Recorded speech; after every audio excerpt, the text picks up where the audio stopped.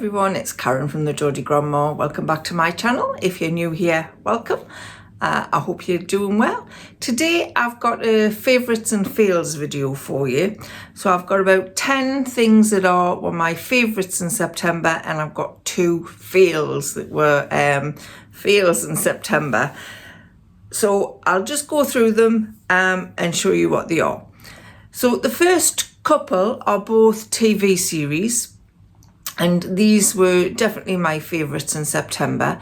And the first one was a drama series called The Sixth Commandment, and it is on BBC iPlayer, and there's 4 episodes, and it stars Timothy Spall from Affy to Sane and Anne Reid from Dinner Ladies. And this was based on a true life story about Timothy Spall's character, who was a lecturer, and he meets this young student. He's about 21, something like that, the student. And the student says he's fell in love with Timothy Spall's character. Timothy Spall has been single his whole life. Turns out he was actually gay. And the student, I can't remember the name of the guy, says he's fell in love with them, and he goes to live with them, and it all ends rather badly with the death of Timothy Spall's character. And then the student moves on to this other elderly lady played by Anne Reid, pretends he's fell in love with her, and kind of the same thing happens, and you can see a pattern forming, and it's a really intense drama, and it's quite shocking. I mean, it's I don't think it's right to say it was enjoyable, but it was I enjoyed watching it. He was a nasty piece of work, this young student guy, really nasty piece of work to take these 2 elderly people in the way he did. Just horrible. But I do highly recommend you watch it. The quick paced, they're easy to watch, and it's a story that people should know about. Definitely a one to watch. The second series that I've enjoyed is also on BBC iPlayer, and this was called The Woman in the Wall. And this is based in Ireland. Now I can't remember the name of the main character in it, the main woman. I can't even remember the character's name. God, my memory is terrible. But the main character is the actor who played, or actress who played the main one in The Affair. And she was also in Luther. I really can't remember her name. But anyway, it is about her and a group of women. They're probably in their 40s, 50s, 60s now. And they had been taken to a convent when they were young girls. They were unmarried, pregnant women. And they all had babies when they were in this convent. And the babies were taken away from them, and they never found out what happened to them. In the series, it's a 6-part series, and it's all about this detective who is called in to find out who killed this priest that was found dead at the bottom of his stairs. And the thing all unravels, and it's all to do with these babies that went missing from the convent. I think it was in the 80s. It must have been in the 60s, 70s and 80s, because some of the women were a lot older. And it's just again, probably enjoyable is not the right word, but it was a really gripping series. I don't think the actual story that they told is based on a true story, but I know the background of the young unmarried women being taken to, young pregnant unmarried women being taken to convents. That was definitely true and did happen back in Ireland. I remember watching something called The Magdalen Laundries. It was a film back in the 80s, and that was about a very similar thing. Very gripping story, horrifying to think this happened. But yeah, we binge watched that series. Very good. Highly recommend that. The Woman in the Wall on BBC iPlayer. And I'm really sorry, I can't remember any of the names. The next couple of things I wanted to talk about are foodie items. And the first one is from Aldi, and it is Sauce Shop Carolina Mustard Barbecue Sauce. This is absolutely gorgeous. You can use it to, if you eat meat, you can use it to put on meat when it's cooking. I suppose you could put it on plant-based products as well. And you can also use it as a condiment. So I've used it like you would put on tomato sauce or brown sauce or something like that. It is really, really nice. It has got a bit of a spice to it. It's not too hot because I don't like really hot stuff. But this is just, it's got a lovely taste. We bought a bottle and then we liked it. So I went back and bought another 2 bottles before they run out, because they do run out quick in Aldi. And this can be used within 12 weeks of opening, which I thought was really good, because a lot of sauces you've got to use within 6 weeks. So 12 weeks I thought was really good, and it is vegan. So I highly recommend you go and buy some of that if you think that you might like it. The next foodie item isn't a specific product I've bought, but it's something we have ate quite a lot over the last few weeks, and that is quesadillas. Now, I was just introduced to quesadillas not that long ago, a couple of months ago probably, because I was looking for low carb things, and we were using low carb wraps to put cheese and mushrooms and spring onions and spinach in, and then you fold them over, and we have it with smashed avocado, like an avocado salsa kind of thing. But you could put anything in them really. Warren's put pepperoni in his, he's put peppers in them. So you can basically put anything in them, but highly recommend quesadillas if you haven't tried them. I'll leave the link below to the video I watched on how to make them. I mean, they are simple, but you know, I needed to watch a video on how to make them. So if you want to go and have a look, you can click the link in the description box below. So the next 2 things are a couple of books, and I read these on holiday. I did read them quite quickly.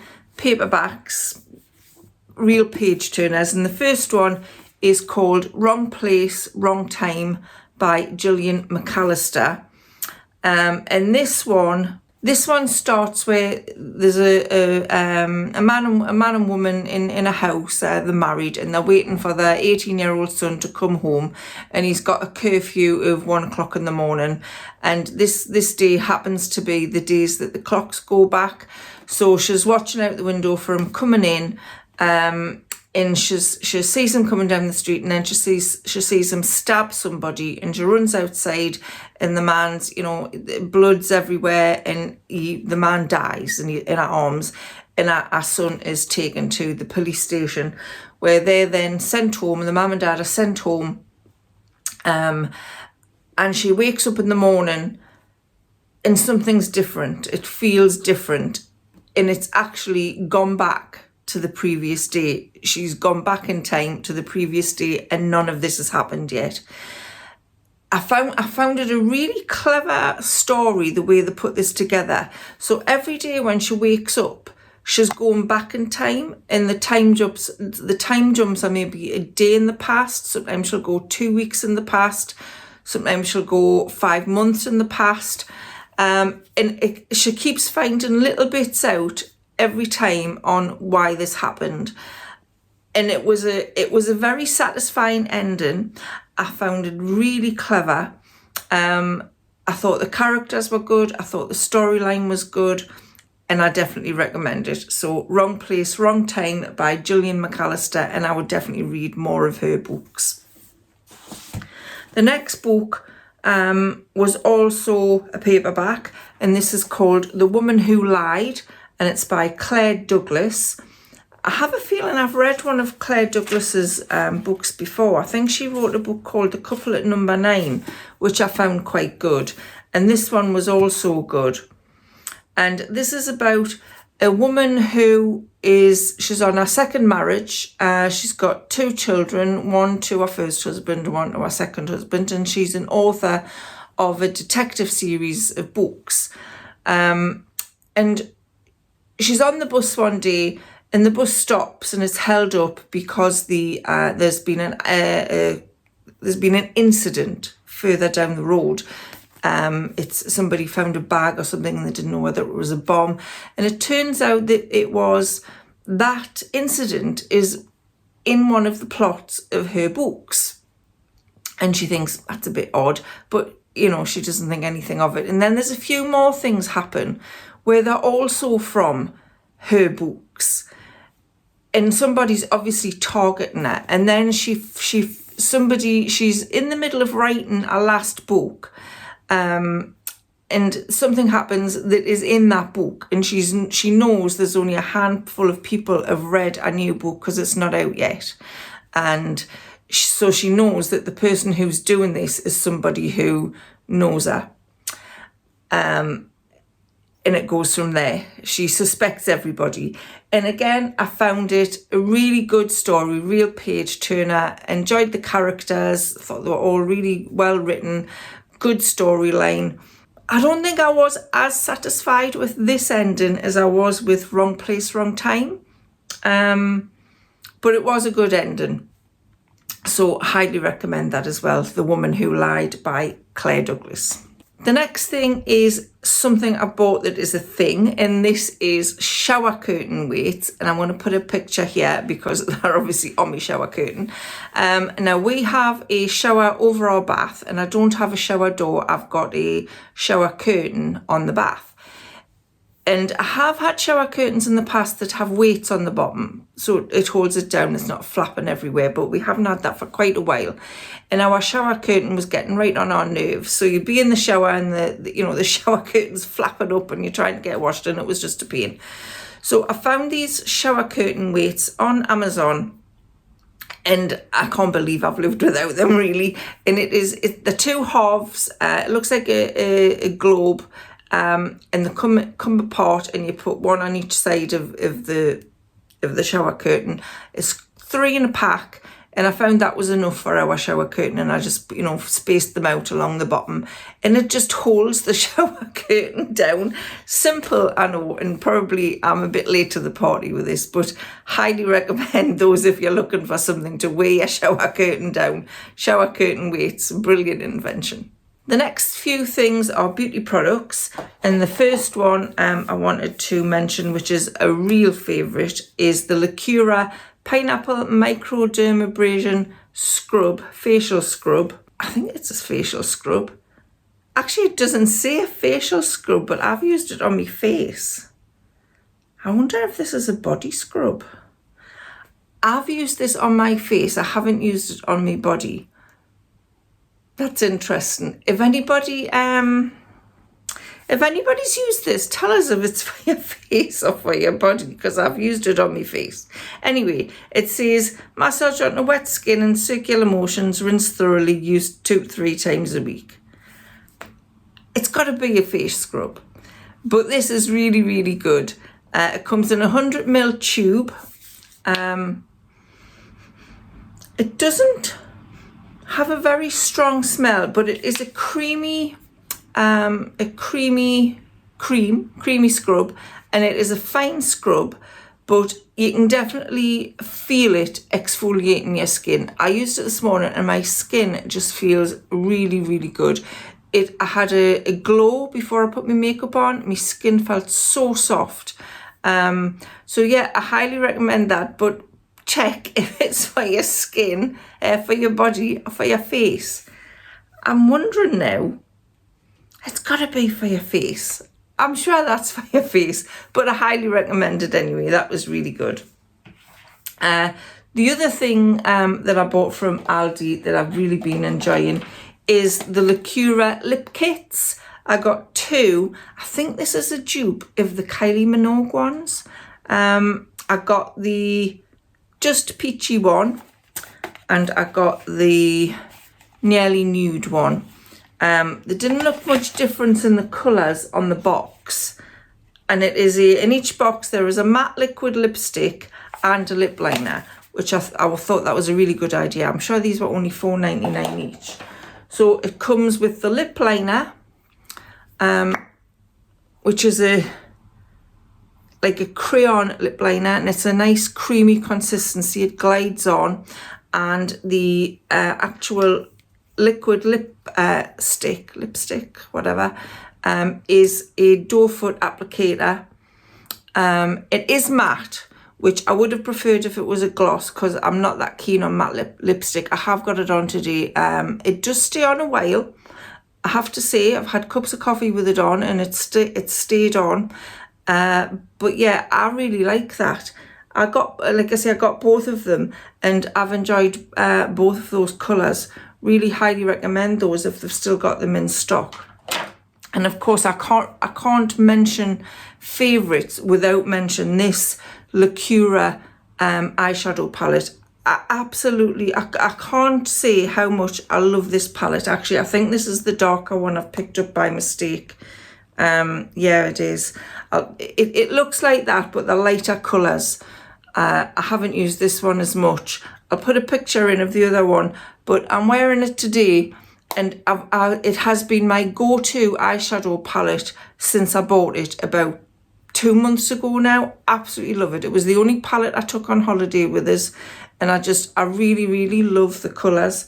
So yeah, the Lura Quad eyeshadow palette. Like I say, I'm going to put it in here, the actual one I got, because this is the darker one, but really loved that.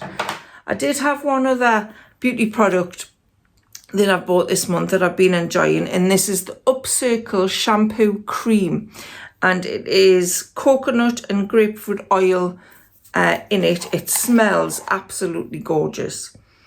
That is just so, it's so fresh and it smells like a spa. It's creamy, and you only need about that much for my length of hair for shampoo. So that would last you months. It costs £20 for the tub, but it lasts forever.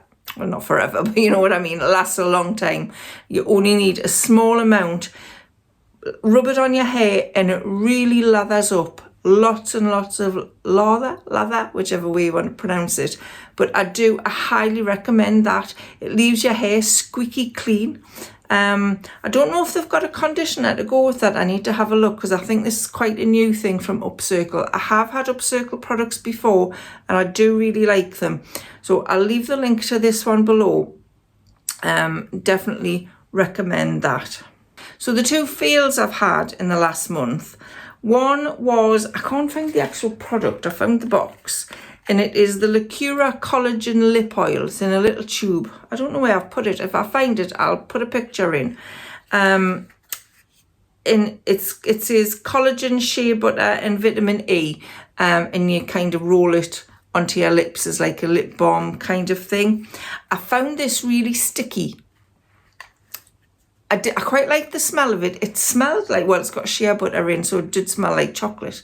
It goes on nicely, but it doesn't really dry very well, so it's still quite sticky on your lips. So I felt like I was constantly wanting to rub it off. So I don't recommend that. If anybody else has tried that, let us know what you think. I just couldn't get away with it, which is a shame because I did like the smell.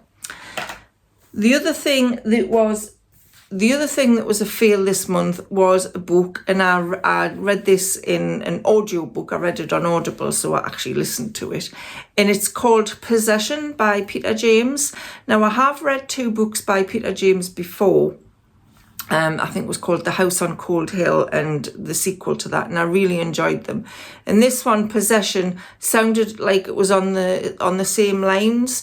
It was about it starts with a man of, I think he's about 20, something like that, 21. He's at university and he's gone abroad with his friends on holiday, I'm assuming, and they're driving home. You know, there's something a bit funny about him because he's left a girl. He comes out of her room and she's covered in bruises, apparently.